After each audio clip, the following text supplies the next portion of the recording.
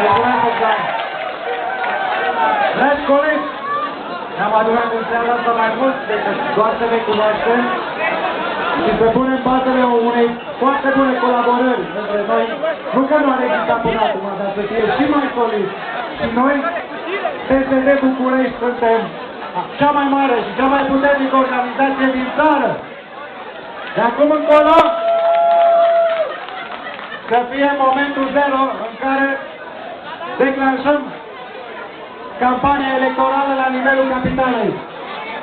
În toate sectoarele. Avem sectoarele 1, 2, 3, 4, 5, 6.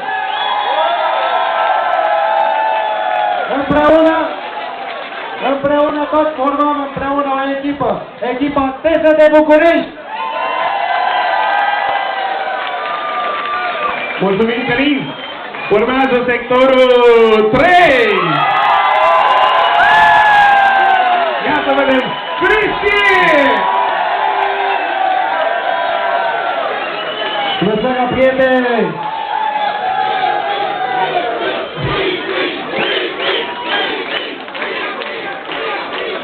Ok, hai ca să încerc să fiu mai scurt. Mă bucur să fiu în seara asta în prezența voastră, mă bucur să văd organizația de tineret a PSD București este pe cât de dumneavoastră, pe atât de puternică. Discursurile prietenilor mei și colegilor de la celelalte sectoare au evidențiat un singur lucru. Să facem un exercițiu, fiți puțin atenți, vă rog frumos. Facem un exercițiu care o să arate exact cât de puternică este organizația de tineret a PSD. Să facem așa. Unde este PSD sector 1? Maxim! Unde este organizația de tineret a PSD sector 2? Foarte frumos, foarte frumos! Banule, ușor banul! Ok, și acum urmează organizația mea preferată! Și avem PSD sector 3! Urmează PSD sector 4, unde sunteți? Adevărat, bravo!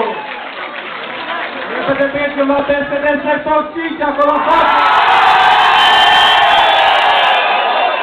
Maxim! Și ca să terminăm, din acum de la sectorul 6!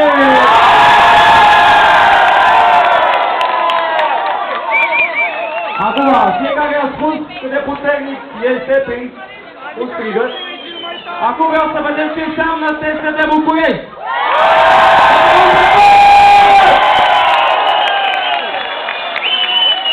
Nu se poate mai bine. Ok, exact asta am vrut să evidențiez. Poate că suntem separați, poate că suntem la sectoare diferite. 1, 2, 3, 4, 5, 6, ordinea pe care o vreți voi.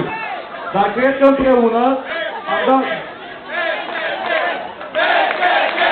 PSD!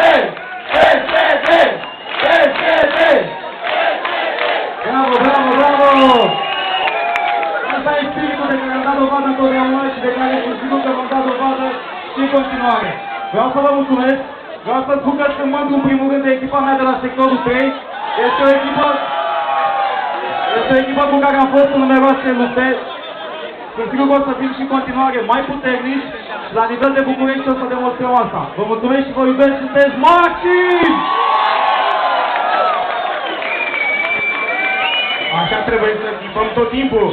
Trebuie să scoatem în evidență tineretea noastră, sângele care vine din răni, să scoatem energia și să-i dea seama toată lumea că noi suntem uniți, că suntem o familie și că dacă rămânem așa, nimeni nu are ce să ne facă.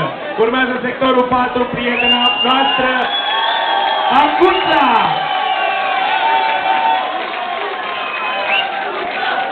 Mulțumesc foarte mult! Aș vrea să urez bun venit noilor membri, atât de la sectorul 4, cât de la celelalte sectoare, și să vă mulțumim pentru alegerea făcută, că ați ales PSD, am o rugăminte la voi. Nu intrați în carapacea voastră și stați acolo supărați și frici. Eu vă spun un lucru. Vorbiți, spuneți că de plăcere, spuneți nemulțumire, pentru că numai așa putem reuși.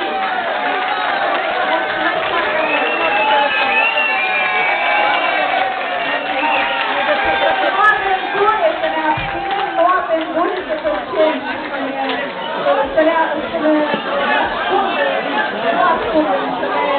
abținem de la niciun fel de situație neplăcută. Trebuie să vorbim, să ne punem punctul de vedere. Este important, eu zic. Vă mulțumesc și vă pup.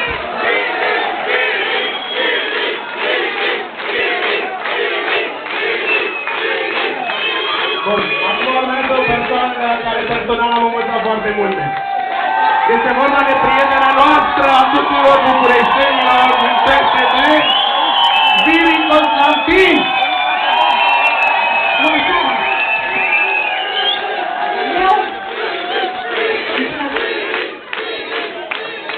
Eu mă înclin în fața voastră, Constantin. Mă înclin în fața voastră, colegi, de București. Nu știu alții cum sunt, dar eu cel mai bine mă înclin la sectorul 5. Pentru că de aici pornește schimbarea.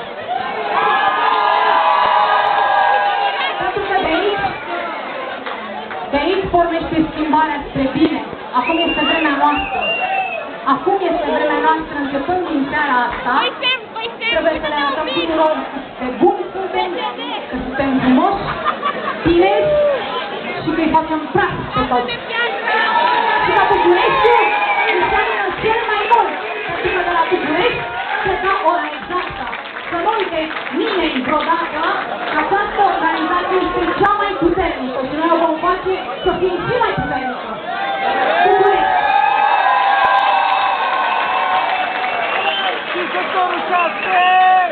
Urmează sectorul 6, cea mai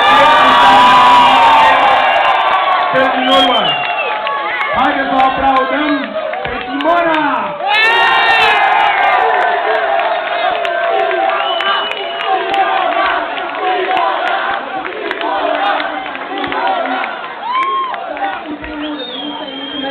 Președinte Daniel Marian pentru toată susținerea primului pe care le acordă necondiționat. Atitudinea și exuberanța voastră mă determină să-mi dau seama de un fapt pe care l-am constatat de mult. Echipa PSD București e o echipă care nu poate fi impresionată. Este o forță care, chiar dacă mult încearcă să o învingă, nu suntem o echipă învingătoare. Bravo, Simona!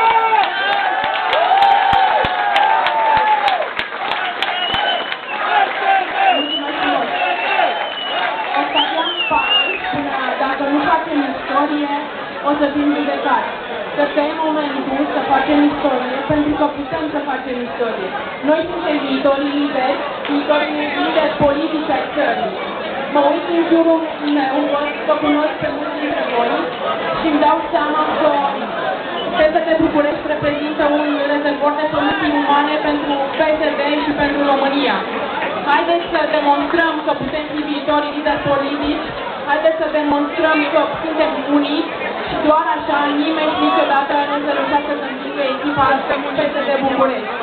Chiar dacă pe mulți deranjează, echipa PSD București, condusă de domnul președinte Daniel Marian Vanghelie, reprezintă o forță greu de înluminat, și niciodată nu va fi echipa învinsă și echipa învingătoare. Lecția pe care noi, sau mai bine spus exemplu pe care noi, PSD București, îl dăm, este acela de coeziune și de unitate. Vă mulțumesc frumos, le mulțumesc colegilor de la sectorul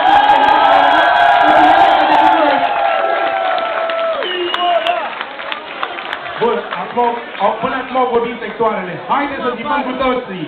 PSD București! Ia e forța! PSD!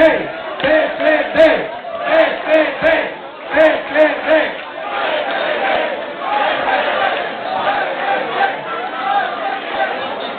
Cu durere în inimă vreau să vă spun că la ultimele cursuri la care am participat împreună cu colegii din întreaga țară, am realizat cu toți tinerii din această țară, din țara și din organizațiile din țară, că avem lideri care nu mai vorbesc pe limba noastră, că avem lideri care nu știu specificul fiecărui județ, că avem lideri care nu reușesc să ne adune la aceeași masă. Bun.